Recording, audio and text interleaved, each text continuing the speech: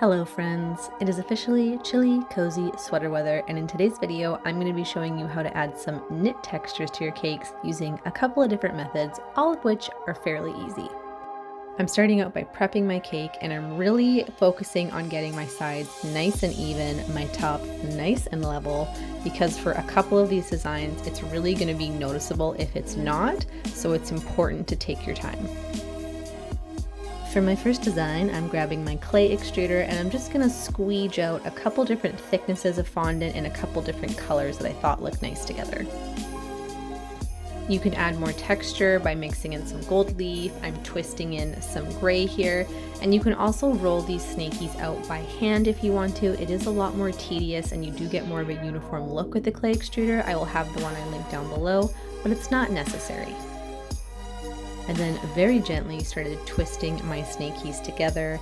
I did the same colors, I did two opposite colors, I mixed it up, and then to add some gold leaf for like a gold threaded effect, I just brushed my fondant with a little bit of shortening and then gently rolled it in that gold leaf and just pressed it down. It can be a little bit finicky, but if you take your time, it will eventually stick to it.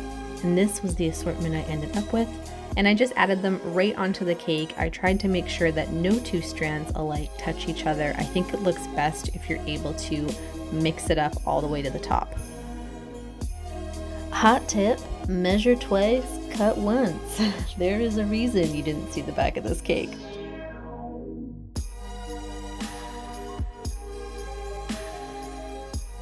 For my next design, I'm busting out my silicone molds. I'm going to have the ones that I'm using here linked down below, and then I'm going to start embossing some different colors of fondant.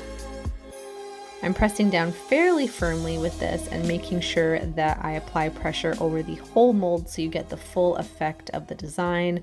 And then using my little cutter here, I'm going to cut out a bunch of squares.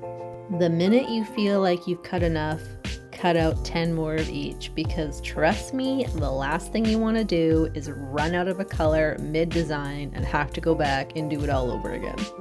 I chose one of the colors to cover the top with. I did not emboss it, but you could if you wanted to, and I find the easiest way to do this is the old flipperoo method. I'm going to start laying down my squares. There's so many different patterns you could do with this, but I'm just choosing to do a succession of the colors, and I think it gives a really nice effect if you alternate the way that the pattern is going. I completely lucked out in that all the squares fit perfectly in a line, but if they didn't, I would just trim that last bottom square to size, and I would keep that full square at the top.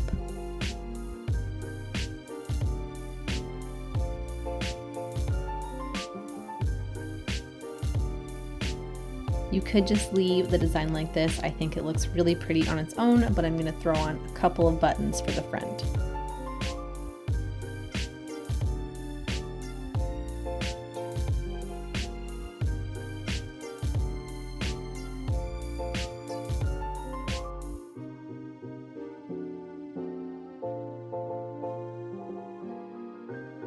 For my final design, I've got more snakies of my fondant and I'm twisting them together. You can't really tell, but there are two different colors here, that light gray and white.